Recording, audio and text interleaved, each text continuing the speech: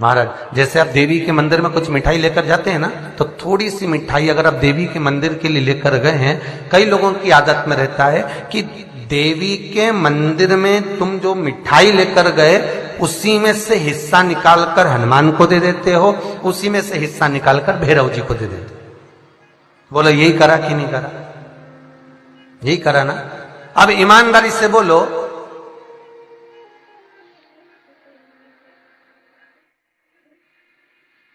कि तुम्हारी मम्मी ने तुमको एक साड़ी दी, ठीक है, समझ लेना हो, और साड़ी तुमको दी, और दो बहन जिस गांव में तुम रहती हो उसी गांव में तुम्हारी दो बहन और रहती है, और तुम्हारी मम्मी ने कहा ला तोरी वो साड़ी ला जाए। अब साड़ी किसको दी थी? तुमको। साड़ी मंगवा के उसके दो टुकड़े और कर दिए, और टुकड़े कर कर वो दोनों बेटियों को दे दिए। तुम्हें कैसा लगेगा? जम के बोलो जरा, अच्छा लगेगा?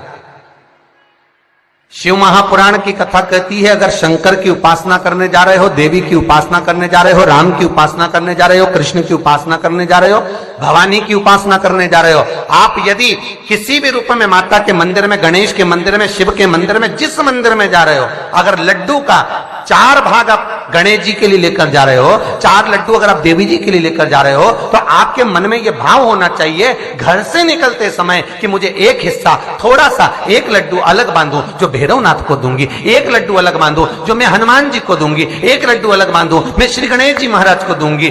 क्यों? क्योंकि उसका फल जितने देवता के लिए घर से इच्छा लेकर, आकांक्षा लेकर, गिफ्ट लेकर, कोई वस्तु लेकर, कोई फूल लेकर, कोई सामग्री लेकर हम जितने देवता के लिए जाते हैं, उतना ही फल हम 1000 गुना लेकर आते हैं। पर तुम एक के लिए लेकर गई, उसी में से लड्डू बचा के गणेश जी को दे दिया, उसी में से लड्डू बचा के पार्वती जी को चढ़ा दिया, उसी में से लड्डू लेकर तुमने ये देवता को दे दिया, उसी में से लड्डू लेके वो देवता को दे दिया। अब इतने में सबको दे दिया, तो फिर यही तो सीधी बात है कि तुमने, तुम्हारे वही 500 रुपए में से 20-20 रुपए ये भांजे को, 20 रुपए उस भांजे को, उस भांजे को, सबको दे दिए, तो फिर भाई पैरावनी भी एक ही लगेगी। भाई क्यों देगा?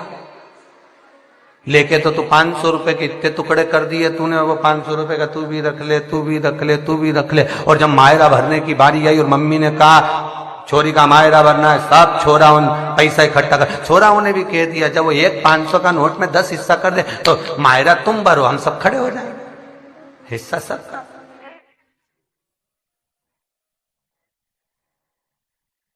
और अगर बहन को निभाना है, मायरा चारों भाई से भरवाना है, तो बहन को प्रेम भी चारों को लुटाना पड़ेगा। बहनों को चारों भाइयों के प्रति उतना ही प्रेम रखना पड़ेगा जितना एक के प्रति रखा।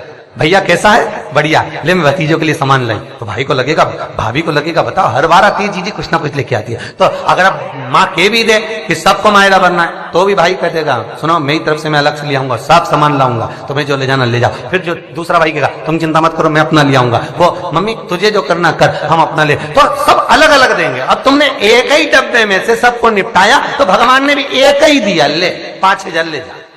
दुकान चलेगी तो सरी जा, 10,000 रुपए कमा भी लेगा, पर तुम 10 ही कब तक कमाओगे रे? सारी सेवा तुम लोग कर लेते, पर तुमको ईमानदारी से तो ना तो भोग लगाना आता है, ना सेवा करना आती है, और ना देवताओं से कुछ लेना आता। जिस दिन तुम शिव पुराण का एक एक क्रम सीख गए, तो भगवान भी चक्कर में पड़ जाएगा, कितनी चतुर हो गई रे, बता आपकी बार डब्बा अलग अलग लाई है, मतलब अब सबको देना पड़ेगा। अब अभी तक तो भगवान भी निपटा देते थे, चल एक जगह दे गई तो एक ही जगह करती।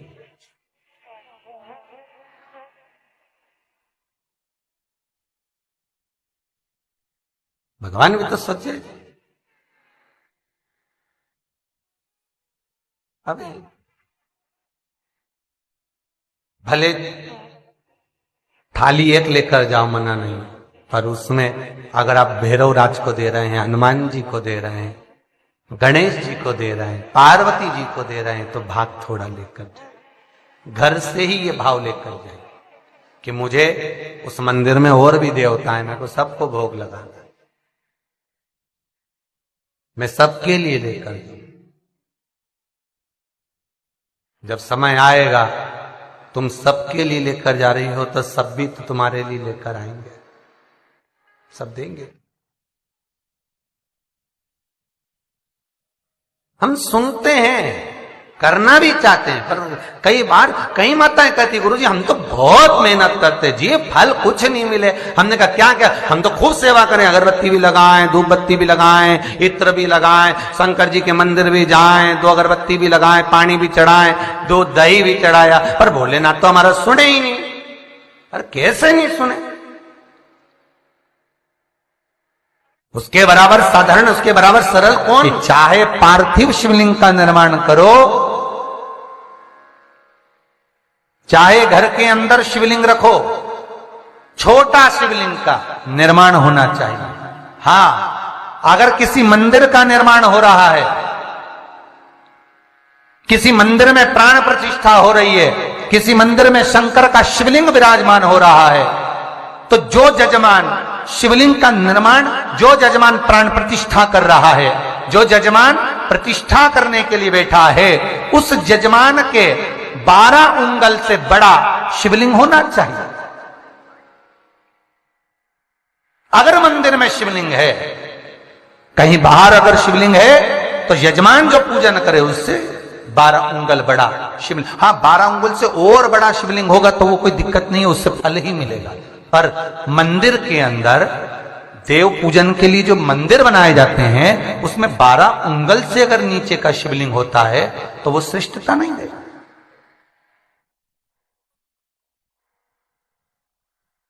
12 उंगल से बड़ा शिवलिंग का फिर निर्माण करो। महाराज उससे बड़ा होगा चल जाएगा, उससे और बड़ा होगा चल जाएगा, पर उससे छोटा जो जजमान प्राण प्रतिष्ठा कर रहा है, जो जजमान प्रतिष्ठा कर रहा है, तो पंडित भी कर देते हैं, ब्राह्मण चतुर कर देते हैं, ये शिवलिंग छोटा है, इतना बड़ा नहीं चाहिए, उससे बड़ा होना चाहिए। जो जजमान पूजन करे उसको उसका फल मिले, उसको पुण्य फल प्राप्त। जब भी तो आप लोगों को हम बारंबार कहते हैं कि आप लोग जो भी उपाय करते हो वो घर में कर लेते हो, आपसे कहते हैं मंदिर में जाकर करो। मंदिर में जाकर करोगे तो शिवलिंग जो बड़ा स्वरूप का होता है वो अधिक फल देने वाला है। अगर मान लो दुख कटता ही नहीं है, दुख कट ही नहीं रहा है,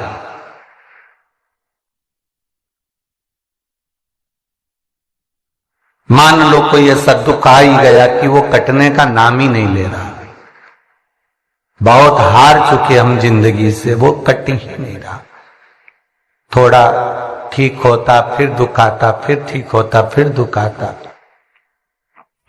तो शिव और शक्ति का स्मरण करो।